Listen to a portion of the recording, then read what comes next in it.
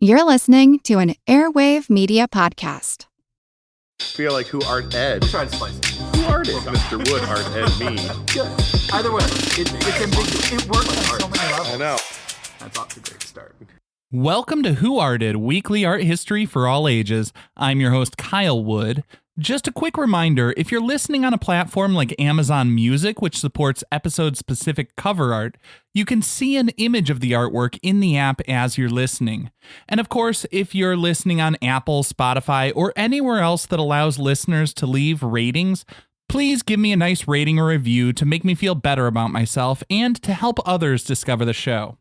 I decided to make this episode today because as an art teacher, I often reflect on what I'm doing in my classroom. I think about my own educational experiences and what I want my students to get out of my class. And my thoughts started to drift back to my early days in art school.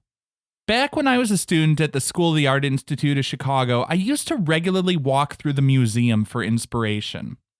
There are tons of great works of art in their collection, but there was one piece that I would repeatedly find myself staring at longer than just about anything else.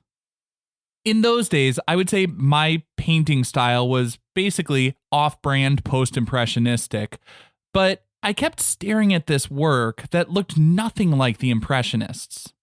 The Earth is a Man by Roberto Matta is this strange sort of surreal, abstracted landscape. It would seem to allude to familiar pieces like the sun or maybe a volcano. There are drips of paint and lines that look like an industrial designer's first draft, and there are organic shapes that just seem to melt into one another. From a distance, you could squint and see flowers, but up close, you see through layers and layers of paint, combining so many things that seem totally unrelated. It's both familiar and completely alien. It shouldn't work, and yet it does. He somehow unifies it all. As a young art student, I spent a long time sitting, staring at that work, and even more time with it running through my head. And so today, we're looking at Roberto Matta. Roberto Matta was born in Santiago, Chile on November 11th, 1911. That's right, his birthday was 11/11/11. While he was Chilean, in a very real way, his life, like his art, transcended boundaries. Matta was born, as I said, in Chile. His father was Chilean, but his mother was Spanish. While this was a period where much of the Chilean economy was rough, the Matta family was comfortable financially. Roberto had what sounds like a nice childhood. His mother encouraged his interest in the arts, language, literature. The family was devoutly Catholic, and he attended traditional Jesuit school. From 1929 to 1933, Roberto Matta studied architecture and interior design. While his education may have been rather traditional and conservative, his style was a bit wild by the standards of the day. In his final year of school, he designed a fantastical project he called League of Religions as a takeoff the idea of a League of Nations. He imagined a space where people of all the world's religions could come together to confer and learn from one another. In this work, we see him start playing with biomorphic forms in his design, meaning the structures were inspired by the forms of living things. Now, because this is a show for all ages, I do want to unpack that a little bit for clarity.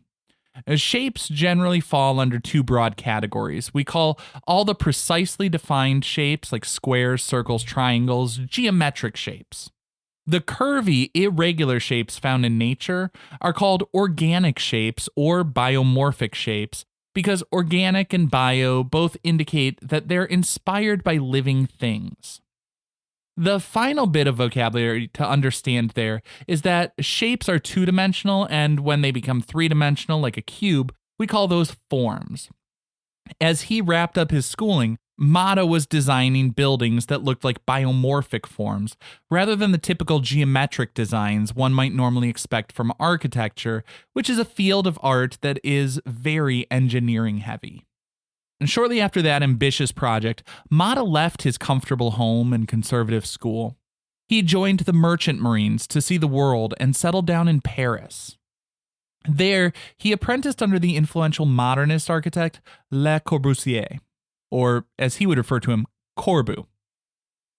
He spent about 2 years working in Corbusier's studio, and Corbu was not the only major artist Matta came to know during this period. He befriended avant-garde Latin American writers like Pablo Neruda and Federico Garcia Lorca.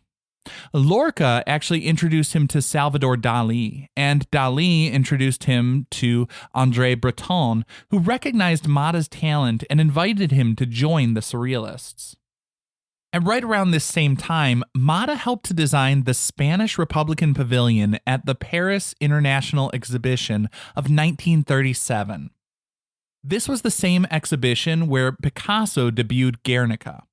That painting, which I would argue is Picasso's best work, was tremendously influential on Matta's artistic development. Guernica was a mix of intellectual, formal abstraction, as well as heart-wrenching imagery with emotional resonance and powerful social commentary. Matta learned from poets, architects, cubists, and surrealists like Dali. Another major influence of his was Marcel Duchamp, the multidisciplinary artist and general nuisance to anyone trying to impose any sort of rules or order. Matta's work would similarly mix things up, cutting across the typical boundaries of different artistic movements. He adopted some of the surrealists' methods, such as automatic drawing.